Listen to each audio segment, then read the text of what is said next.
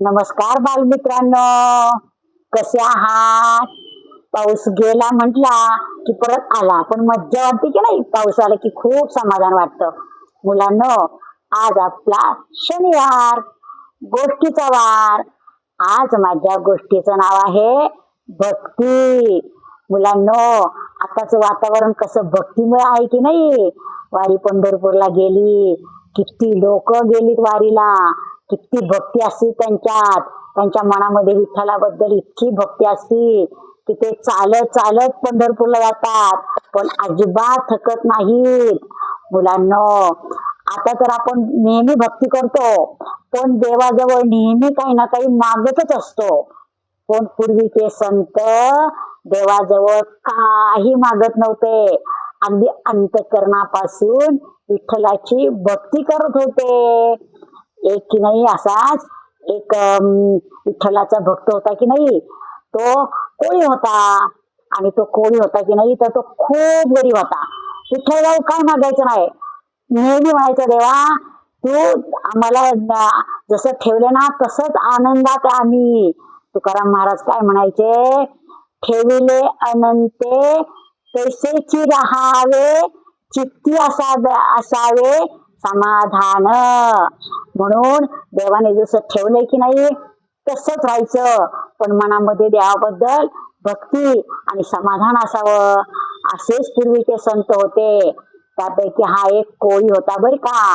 आणि तो देवाची अंतःकरणापासून भक्ती करायचा. पण तो जायचा की नाही कधी मंदिरामध्ये, तर कितीक लोक देवाला कोणी पेढे आणायचं, कोणी केळी आणायचं, कोणी काय वस्त्र आणायचं, तो बघायचा.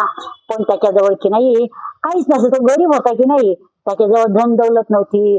पोटापुरतं फक्त रोज अन्न कमवायचं. मासे म्हणजे तो जाळं टाकायचं, जितके मासे येतील ते विकायचे आणि तो त्याचा उदरनिर्वाह चालायचा. पण एक दिवस त्याच्या मनात आलं की आपण ना देवाला काहीतरी दिलंच पाहिजे. देवाने आपल्यासाठी किती केलंय, आपल्याला जन्म दिलाय, आपल्याला हात दिलेत, पाय दिलेत, डोळे दिलेत, आणि तो आपल्या जगण्याची देखील व्यवस्था तोच करतो. अन्न पाणी निवारा सगळं काही देव देतो आपल्याला.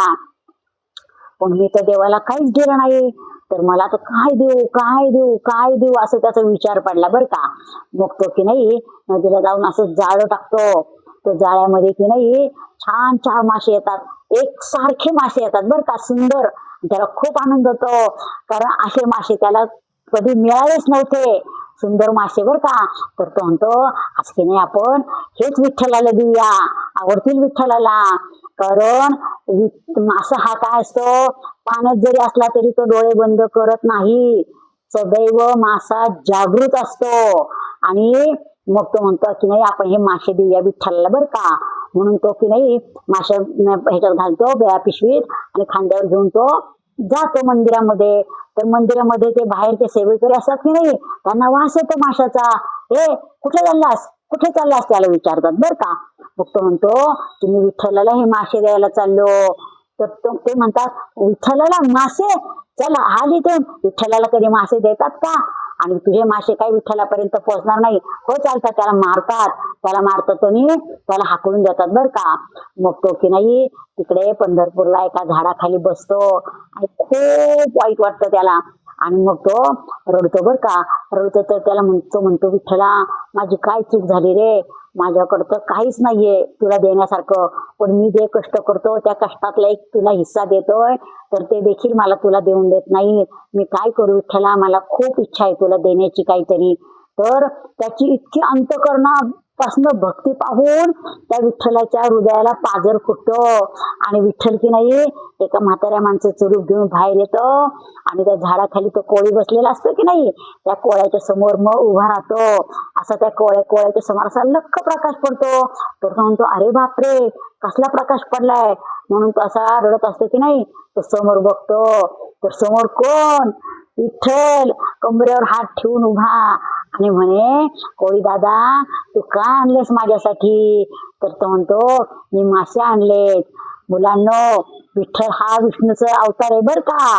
कृष्ण राम विठ्ठल हे सगळे विष्णूचेच अवतार आहे. विष्णूने पहिला अवतार मत्स्य अवतार घेतला होता की नाही. मत्स्य अवतार का घेतला होता, तो पाण्यामध्ये राहूनही सुरक्षित असतो डोळे उघडे ठेवून.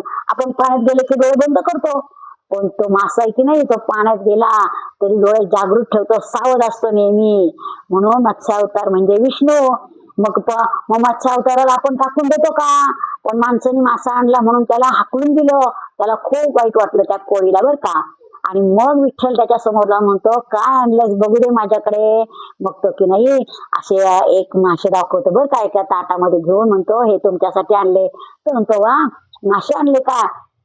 मग विठ्ठल असे नेत्राने ते मासे बघतो, तर नेत्राचं ते प्रकाश पडतो की नाही त्या माशांवर, तर ते मासे की नाही सुवर्णासारखे होतात, ते डोळे असे हिरे चमकल्यासारखे होतात, आणि ते पूर्ण मासे मत्स्य कुंडलामध्ये जमा होतात बरं का. ते छान, म्हणजे ती शक्ती देवाची. देवाने ते करून घेतले सोन्याचे बरं का मासे. आणि म्हटला देव म्हटला विठ्ठल कोळ्याला की हे तुझे मासे सदैव माझ्या कानात राहतील, मत्स्य कुंडल म्हणून बर का. आणि एक जोड मी घालेल आणि एक जोड माझ्या रुक्माईला देईल. मुलांनो बघा, विठ्ठल रुक्मिणीचा कधीही तुम्ही मूर्ती पाहिली, कधी फोटो पाहिला, तर विठ्ठलाच्या आणि रुक्मिणीच्या कानामध्ये मत्स्य कुंडल असतात. किती गोड दिसत नाही ती. म्हणून अंतकरणापासून केलेली भक्ती कधीही वाया जात नाही, तो देव स्वीकारतोच. पण देवाला ना अंतकरणापासून केलेली भक्तीच आवडती, सारखं काही मागितलेलं आवडत नाही. कारण सारखं मागितलं ना की देव देतो, पण मागितले नाही, देवाच्या मनात असेल तेच देव करतो. ती गोष्ट मी तुम्हाला पुढच्या श्रावणारी सांगणार आहे. कारण अशा भक्तांच्या अनेक गोष्टी आहेत, अशा संतांच्या अनेक गोष्टी आहेत. त्यापैकी एक मी तुम्हाला आता सांगितली कोळ्याची. आवडली का गोष्ट? या गोष्टीमधनं आपण काय शिकायचं? अंतकरणापासनं भक्ती करायला शिकायची. देवाजवळ सारखं काही मागायचं नाही. देवाने आपल्याला हात दिले, पाय दिले, डोळे दिले, बुद्धी दिली, मेंदू दिलाय, त्याच्यामध्ये बुद्धी आहे. आपण कुठेही चालू शकतो, फिरू शकतो, बघू शकतो, आणि आपण आपलं कष्ट करून आपण उदरनिर्वाह करू शकतो आपला. मग सारखं काय देवाकडे मागायचंय? देवाने ही सृष्टी निर्माण केली ती आपल्यासाठीच केलेली आहे. म्हणून फक्त देवाची भक्ती करायची. आवडली का गोष्ट? गोष्ट आवडली असल्यास लाईक करा, शेअर करा, आणि सबस्क्राईबचं बटन दाबायला विसरायचं नाही.